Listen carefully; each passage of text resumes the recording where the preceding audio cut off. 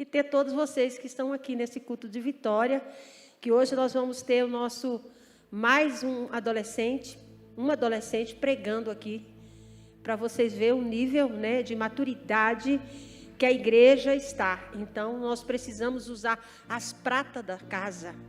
Amém? Às vezes tem multidão indo, vindo, vendo um pregador de fora. Mas é muito gostoso você ver nascer na igreja, sendo ensinado as ovelhas desta igreja. Nós conhecemos, sabemos de onde vem, amém? E o que está pregando é porque realmente está fundamentado dentro da palavra de Deus. Então isso é muito bom. E hoje vocês vão contemplar um adolescente pregando aqui. E a glória de Deus vai se manifestar, amém? E aqui o pastor Denor vai estar chamando o preletor, né? Que nós temos um adolescente hoje também que tem uma palavra de Deus. Amém, amados? Glória a Deus. Então vamos orar pelo Pedro, né? E agradecer ao Senhor mais uma vez. Senhor, muito obrigado, Senhor Jesus. Nós colocamos nas tuas mãos o Pedro, Senhor. Este jovem, Senhor Jesus, que tem meditado na tua palavra, que tem buscado de ti, Senhor. E nós cremos nas bênçãos, Senhor Jesus, na vida dele, dos seus familiares. Deus, toma o teu servo das tuas mãos, Senhor. Usa-o, Senhor Jesus, conforme a tua vontade, Deus. Aleluia, ele se preparou, Senhor Jesus, nós pedimos a cobertura do Senhor sobre a vida dele, Deus, em nome de Jesus, Senhor, nós te glorificamos e te agradecemos, amém, glória a Deus. A igreja pode sentar, né, e fica à vontade, viu, Pedro, tá bom? De palmas para Jesus, né? Glória.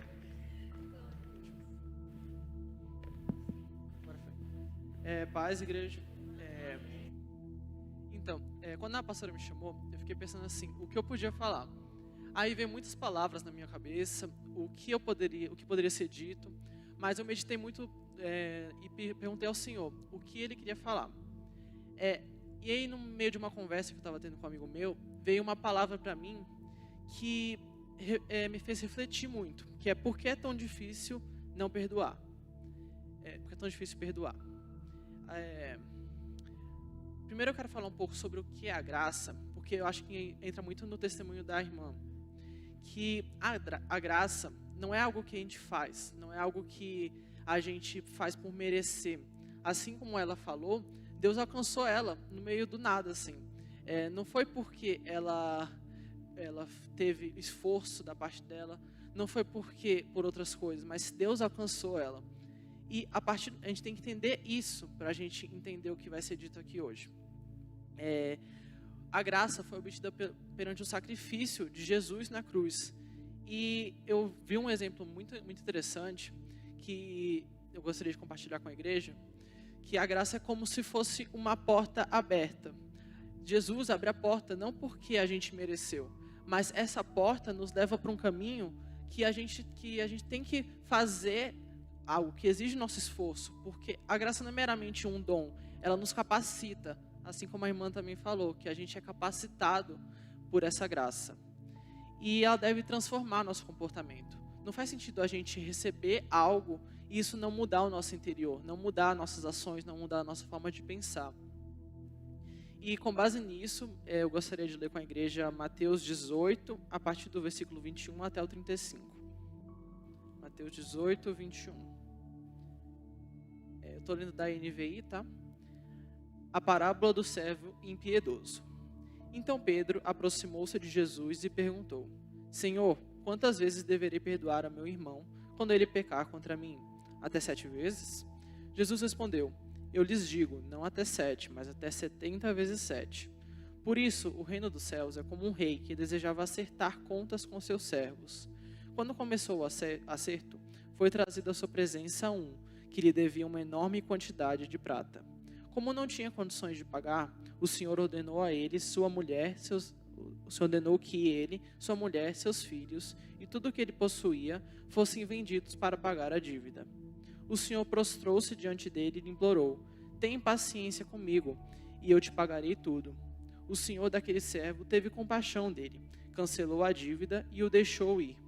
Mas quando aquele servo saiu, encontrou um de seus conservos, que lhe devia 100 denários. Agarrou-o e começou a sufocá-lo, dizendo: Pague-me o que me deve.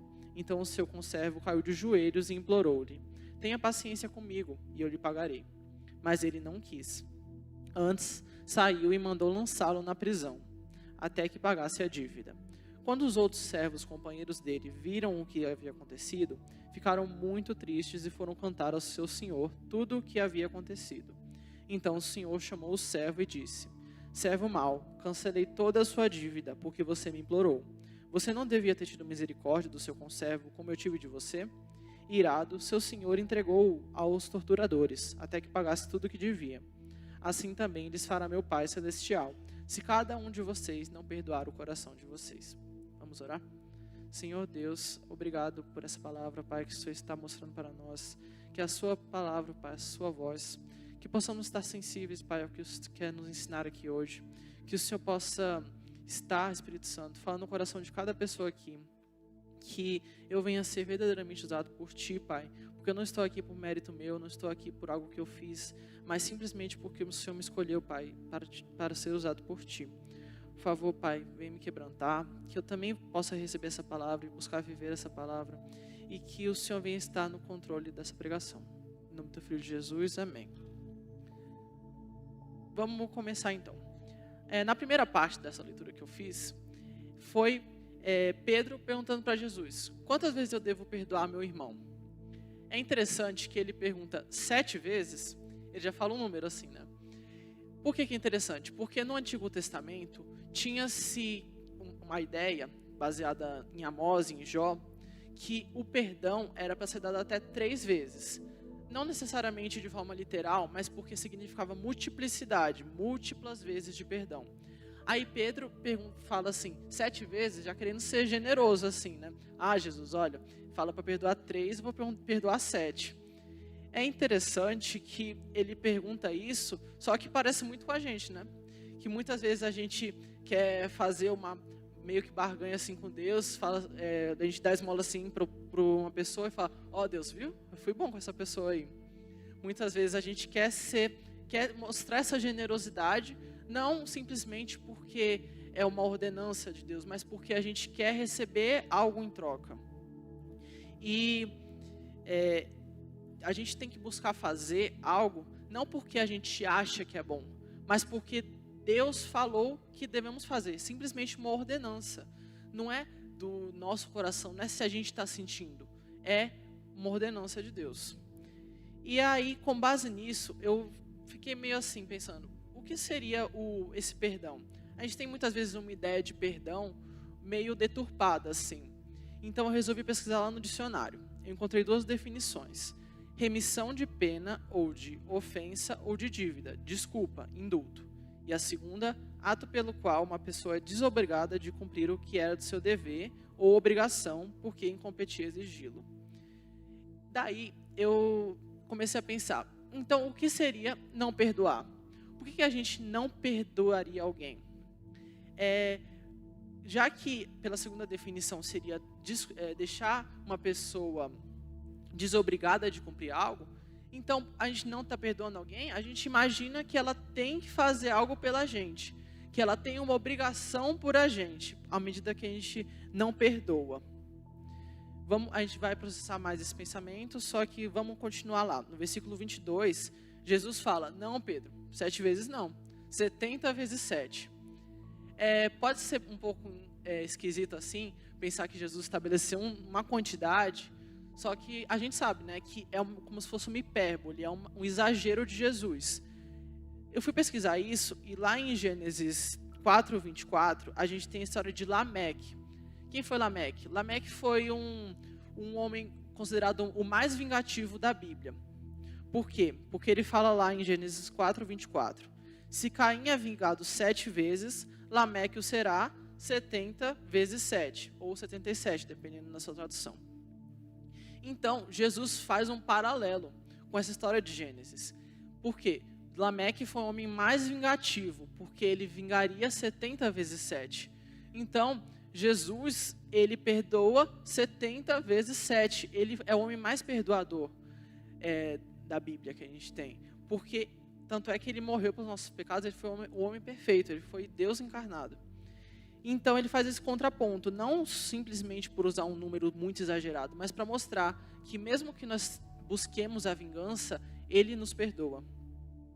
E esse perdão sem limites é também uma ordenança de Deus. Ele fala, eu lhe digo. Então, se a gente entende que é uma ordenança de Deus, um mandamento de Deus, por que a gente não cumpriria? Muitas pessoas dizem amar a Deus, dizem que fariam tudo por Ele, mas a gente encontra lá em João que ele fala, se vocês me amam, obedecerão os meus mandamentos. Então, qual é a forma que a gente tem para demonstrar esse amor por Jesus? Qual é a linguagem do amor, como muitas pessoas falam? É obedecendo a Ele.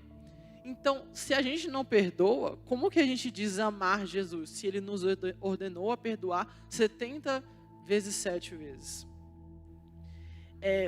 Aí você pode pensar assim, não, mas essa pessoa, eu ainda estou trabalhando perdão no coração. Você pode estar com em mente, né? Ainda estou trabalhando, alguma hora eu vou sentir de perdoar.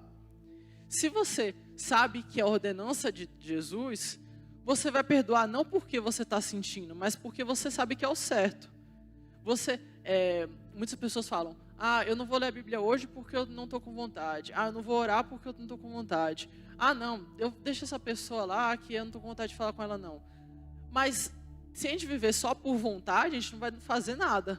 A gente tem que fazer não pelo que a gente está sentindo, porque o coração é enganoso, mas sim porque Deus ordena na sua palavra. Amém? E se a gente não obedece o mandamento de Deus, é pecado também, né? A gente sabe o que acontece. Quem não se arrepende de que peca. Então vamos lá. Analisada essa primeira parte, a gente tem a partir do versículo 23 até o 35 uma parábola. Uma parábola era uma história contada por Jesus para dizer algo sobre o reino de Deus de forma simples para a gente.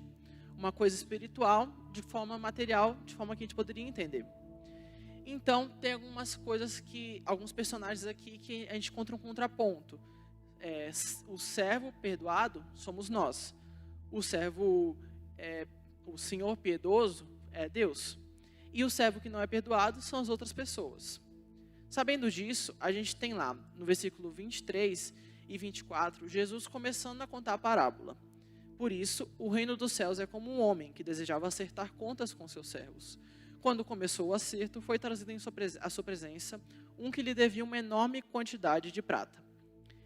Na sua pode estar dizendo 10.000 talentos, e no grego é isso mesmo, 10.000 talentos.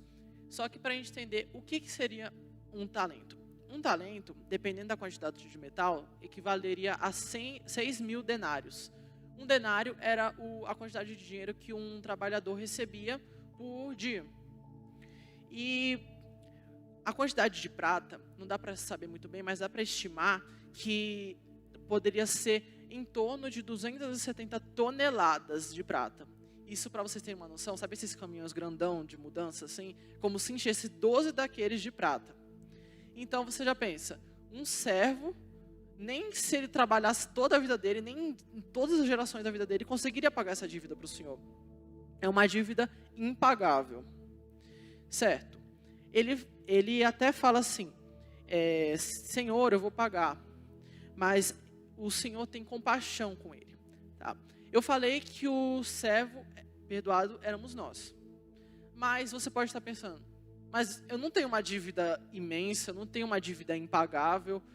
O que seria essa dívida? A dívida é simplesmente o pecado. Porque desde Adão, o pecado entrou no homem, entrou no mundo. E essa herança veio até nós, essa herança adâmica que se chama. De um pecado, o pecado original. E não é algo que seria só um ato, é algo que nós estamos inclinados a fazer errado, a pecar. E nós só somos perdoados porque alguém pagou essa dívida. Porque nós estávamos condenados. E quem foi? Foi Jesus, né? Quando morreu na cruz. E a gente encontra esse paralelo lá no versículos 25 a 27. Como não tinha condições de pagar, o Senhor ordenou que ele, sua mulher, seus filhos e tudo o que ele possuía fossem vendidos para pagar a dívida. O Senhor prostrou-se diante dele e lhe implorou: tem paciência comigo e eu te pagarei tudo. O Senhor daquele servo teve compaixão dele, cancelou a dívida e deixou ir. Ele fala, eu vou pagar tudo. Só que não tinha como ele pagar, nem se ele fizesse de tudo, naquela época era impossível ele pagar essa dívida. E Jesus teve, o Senhor teve compaixão dele, assim como Jesus, que eu falei, né? E a partir desse perdão, a gente pode entender como a graça, que eu falei anteriormente. Por quê? Por que seria a graça? Porque nós fomos perdoados e a partir desse perdão se espera um comportamento do servo. Como a gente vai ver mais para frente, se espera que ele perdoasse.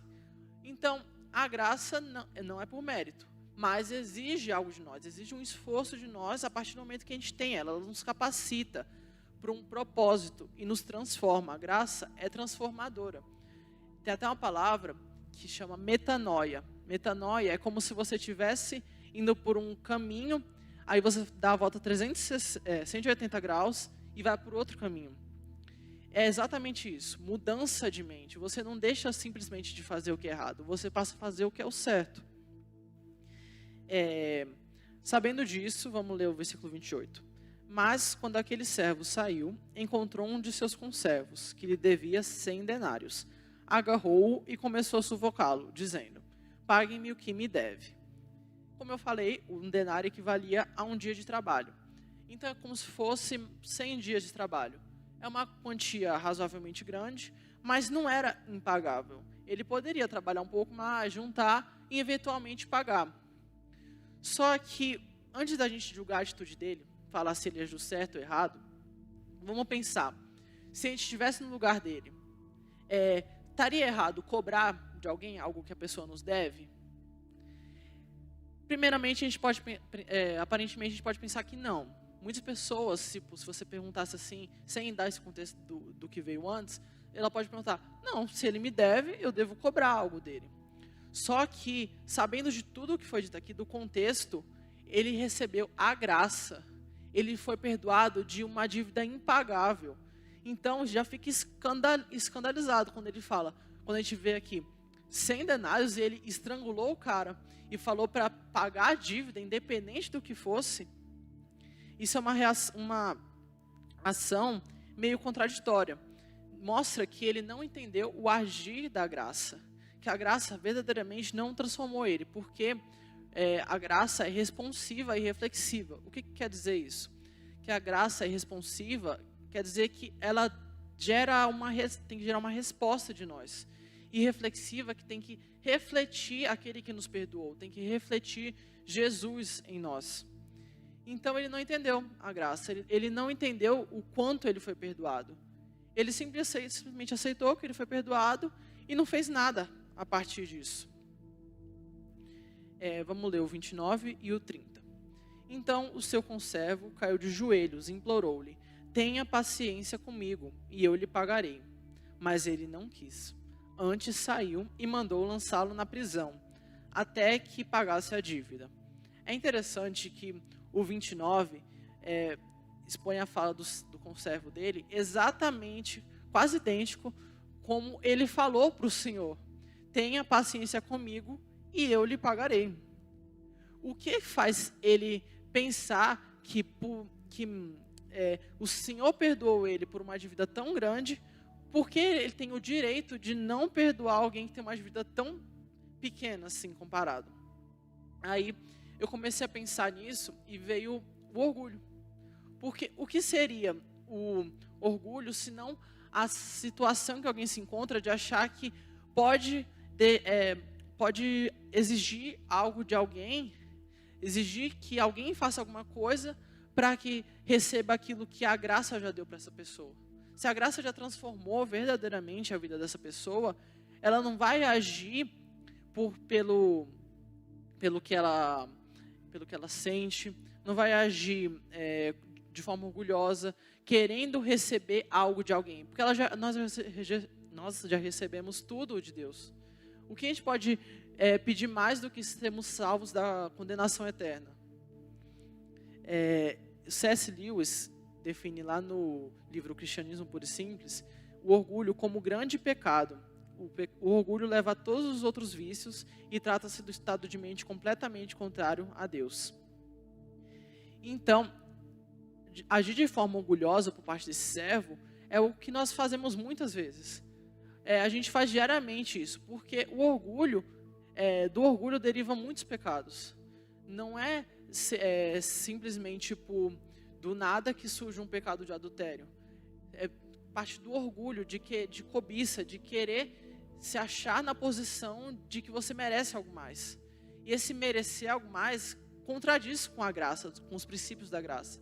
Porque a gente fala tanto, a graça é um favor imerecido, não mereço a graça. Aí você vai lá, exige tudo que outra pessoa não pode te dar. É exatamente o que essa parábola está expondo.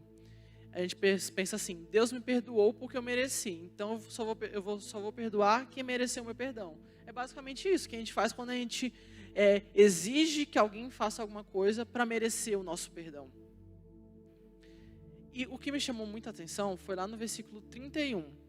Quando os outros servos, companheiros dele, viram o que havia acontecido, ficaram muito tristes e foram contar ao seu senhor tudo o que havia acontecido. Aí eu comecei a pensar assim, por que eles ficaram tristes? A dívida não foi com eles não foram eles que tinham que ser perdoados, eles estavam de fora, então por que eles ficaram tristes? Aí o Espírito Santo falou comigo assim, é porque ele foi contraditório. Eles sabiam o quanto ele tinha sido perdoado. E eles dizendo, eu imagino ele dizendo assim, sabe aquela dívida que eu tinha? Foi toda perdoada. E eles pensam, nossa, foi mesmo? Aí do nada ele chega lá, aí não perdoa o cara que devia 100 denários para ele. É muito contraditório. E a gente tem que ter cuidado com isso, porque muitos jovens, muito se fala hoje em dia sobre identidade. Qual é a sua identidade? A nossa identidade é ser filhos de Deus. E à medida que a gente diz que é filho de Deus, a gente tem que agir de acordo. Tem um compromisso com essa afirmação. É como se fosse uma pessoa assim, que trabalha na melhor empresa, na multinacional. Ela diz que recebe o melhor salário. Aí você está conversando com ela está vestindo um traje de luxo, assim. Aí no próximo dia ela fala, estou precisando de dinheiro, me dá aí. Você vai pensar, pera, você não disse que recebia muito? E não vão acreditar em você.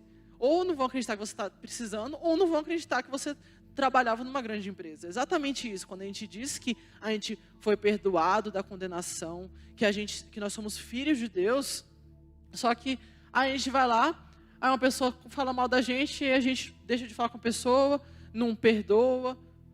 É muito contraditório. Então, eu enxergo que foi por isso que os servos ficaram tristes, quando ele fez isso. Ao não oferecer o perdão, ele não foi responsivo à graça. E a graça, ele não entendeu, como eu falei, não gerou uma responsabilidade nele. Então a gente tem que refletir. Será que a gente pode verdadeiramente ser chamado filho de Deus? Não é como se fosse uma justificação pelas obras, mas é como se fosse uma reação àquilo que nós recebemos. Se a gente diz que é filho de Deus, a gente tem que agir como filho de Deus. Amém? Agora lá no versículo 32, a gente tem: então o Senhor chamou o servo e disse: servo mau, cancelei toda a sua dívida porque você me implorou. Você não deveria ter tido misericórdia do seu conservo como eu tive de você? Muitas pessoas podem pensar assim: pera, ele perdoou, aí depois ele chamou de novo, ele já não tinha perdoado? E aí, para explicar um pouco isso, me veio uma história, que é como se o Senhor tivesse dado para ele um carro, cheio de gasolina, aí falava-se, ó, você usa esse carro para você não chegar atrasado no trabalho, tá? Usa esse carro. Tá. Aí no próximo dia, ele fala: cheguei atrasado. Ele falou: e o carro que eu te dei? Eu vim a pé. É exatamente isso. Se a gente não usa a graça, que seria o carro nesse exemplo, se a gente não deixa ser capacitado pela graça, a gente nunca vai conseguir fazer aquilo que o Senhor exige de nós. Se a gente deixa o carro estacionado lá na garagem e decide fazer do nosso jeito, com as nossas forças, não entende o sacrifício que foi feito por nós, a gente nunca vai conseguir mesmo perdoar. E como a gente viu aqui na parábola, a gente vai ter que prestar contas disso. Porque o pecado não é simplesmente alguma coisa que você faz de errado. Não é simplesmente algo que está ruim aos olhos do mundo. É algo que Deus abomina. E se a gente insiste, mesmo centrado na graça, mesmo sob a graça, em pecar, em negligenciar aquilo que Jesus ensinou, a gente vai ter que prestar contas disso. Irado, seu senhor entregou aos torturadores, versículo 34, até que pagasse tudo o que devia. Assim também lhes fará meu Pai Celestial, se cada um de vocês não perdoar de coração a seu irmão. Muitas pessoas podem pensar assim, tá, eu entendi, a graça me capacita. Eu tenho que entender o sacrifício de Jesus e ser filho de Deus verdadeiramente. Só que ele fala que perdoar de todo o coração. Então aquilo que você falou antes estava errado, de eu não devo sentir. Se eu não sentir, eu não vou perdoar de todo o coração. Não é assim. O perdoar de todo o coração, que ele fala aqui, não é um sentimento. Não é porque você está se sentindo de perdoar. É perdoar com integridade. É perdoar não esperando que a pessoa faça algo em troca. É perdoar não exigindo que alguém pare de fazer algo. É perdoar incondicionalmente, 70 vezes 7. Isso é o perdoar de coração. Se alguém fez algo mal a você, não é ficar remoendo aquele mal, falar, eu perdoei. Aí você vê a pessoa, dá vontade de você dar um soco na cara dela. Você não perdoou, né? Aí, como alguém diz perdoar, alguém se continua guardando sentimentos que não condizem com o perdão. Então, com base nisso, a gente entende que o perdão pode ser algo difícil se a gente não aceita e não entende o quanto a gente foi perdoado. Se a gente age assim como esse servo, que mesmo sendo perdoado por uma dívida que ele não conseguiria pagar, sendo liberto da condenação por meio de Jesus, se a gente exige que os outros paguem aquilo que nem a gente conseguiu pagar, aí a gente não vai conseguir perdoar mesmo. Aí vai ser impossível para a gente perdoar, porque pelas nossas forças a gente não consegue fazer nada, porque tudo que a gente faz é porque o Espírito Santo nos capacita. Se a gente não entende a graça de Deus, não entende que foi liberto, a gente pode falar da boca para fora muitas vezes. Eu sou servo de Jesus, eu acredito em Deus. Mas se a gente não age de acordo, se a gente não tem a postura de identidade de ser filho de Deus, aí a gente não vai conseguir cumprir os mandamentos dele, porque a gente realmente não entendeu o que é o Evangelho. E com base nisso, eu queria fazer um convite para a gente orar, se vocês puderem levantar, para a gente pedir perdão realmente para Deus por nossa negligenciar o poder da graça sobre nós, e que Ele venha nos capacitar cada dia mais para cumprir o propósito, entender essa graça, que a gente possa também perdoar aqueles que nos devem de alguma forma, não esperando que eles façam alguma coisa para a gente, mas simplesmente perdoando. Senhor Deus, obrigado por essa palavra, Pai, que o Senhor falou ao meu coração, primeiramente, ao coração da sua igreja. Obrigado, Pai, por o Senhor dar esse tempo para te buscar, para meditar na sua palavra. Perdoa-me, Pai, se eu fui negligente em algum momento, se eu deixei de falar algo que o Senhor queria falar. Mas, por favor, Jesus, que a sua graça possa me capacitar cada dia mais, possa capacitar cada uma das pessoas daqui. Que a sua graça, Pai, não venha ser meramente algo que falamos, mas que venhamos viver a sua graça, Pai. Que ela venha nos capacitar diariamente, que venhamos ser empoderados por ela, que nossa mente venha ser transformada, Pai, e venhamos ser uma reação. Não venhamos ser como esse servo, Pai, que negligenciou a sua graça. Mas, por favor, Jesus, venha estar rememorando cada dia mais o quanto o Senhor pagou por nós naquela cruz, Jesus. O quanto foi perdoado por nós, Jesus. Senhor Deus, que nós merecíamos a condenação, nós merecíamos simplesmente o inferno, mas o Senhor, Pai, não por mérito nosso, mas o Senhor nos perdoou. Que possamos refletir, Pai, essa graça, esse amor infinito nos nossos atos, Pai, nas nossas atitudes, que nós venhamos, Pai, conseguir perdoar as pessoas. Nós venhamos entender que não é por nós, não é pelo que nós fazemos, mas simplesmente porque o Senhor age através de nós, Pai. Nos ajude, nos capacite, Pai, e esteja conosco. Em nome do Filho de Jesus, amém.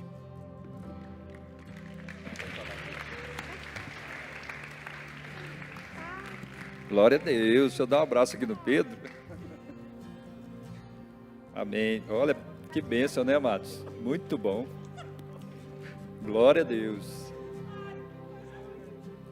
Tem tudo a ver com o novo nascimento, né, amados? A igreja pode se sentar, né? Amém? Porque como a Mariana falou aqui, ela se sentindo naquela condição, né? Fiz tantas coisas erradas. Isso é sinal de arrependimento, né? E é aí que esse reconhecimento do que fizemos de errado, que pesa e que nos leva a entender que nós somos os mais miseráveis que existe, que precisamos e carecemos da graça de Deus. É assim que vem o nascimento, é assim que nós entramos no reino de Deus, né? E ele trouxe a palavra justamente direcionada a isso, né? Você vê como é que Deus, ele fala aos nossos corações. E outra coisa que me vem ao coração é o seguinte: nós só vamos entender o sentido de perdoar o irmão, ou melhor, nós só vamos perdoar o irmão, né, ou qualquer irmão que faça qualquer coisa, né, por pior que seja nas nossas vidas, quando verdadeiramente a gente entende o perdão de Deus por nós, né? Não é verdade? Então, quando a gente entende, eu não tenho o direito de não perdoar, não é verdade? Eu não tenho o direito de não perdoar, eu tenho que perdoar. Por isso que não é sentimento, porque muitas vezes, assim, você passa por situações que aquilo dói, né? Aquilo dói, não precisa nem, palavras mesmo, né? Pessoas nos ofendem com palavras, com atitudes, né? Assim, e a gente fica com o coração dolorido ali, porque somos seres humanos. Mas, irmãos, com toda sinceridade, quem é nascido de novo, o Espírito Santo vai falando, vai trabalhando, e aí sempre aponta para a cruz, né? Pelo sacrifício de Jesus na cruz do Calvário. Aí a gente entende verdadeiramente o que é o perdão, o nascer de novo, né? Que o nascido de novo, ele pode até passar por uma situação assim, mas ele entende o que é perdoar. Então, é uma palavra maravilhosa, né? Primeira vez, né, Pedro? Não, né? É? A segunda. A segunda, né? Amém. Então, ó, para você ver como é que Deus vai trabalhando, vai dando graça, né? E ele buscou, ele estudou. E isso é que é importante, irmãos. Deus vem capacitando. Já vem de acordo com aquilo que Deus usou a Mariana no sentido dos jovens, irmãos. Então, é bênção demais. E a gente tem orado: Senhor, levanta os jovens, abençoe os jovens da igreja, né? Para a honra e glória do Senhor. Tivemos uma experiência no passado que a igreja era muito cheia de jovens, né? Jovens realmente batizados com o Espírito Santo, irmãos. E de acordo com o que aconteceu, muitos jovens se desviaram, né? Não sei se ainda estão desviados, né? Mas, assim, a gente tem orado a Deus: Senhor, abençoe, né? Levanta os jovens na igreja. Jovens que têm compromisso, jovens que têm entendimento e jovens que buscam, como os jovens têm buscado aqui. É a qualidade dos jovens que nós estamos tendo aqui na igreja atualmente, irmãos, para a honra e glória do Senhor. Então, que o Senhor continue dando graça, continue, né, incentivando ali, falando, né, o Espírito Santo de Deus falando ao coração, né, e capacitando mais e mais os nossos jovens. Professor de escola dominical aí, né, futuramente, em nome de Jesus, amém? Amém, vamos levantar, irmãos. Quem recebeu? Amém. Que coisa linda, né, irmãos? Eu fico apaixonada. Quarta-feira tem uma outra jovem trazendo a palavra aqui.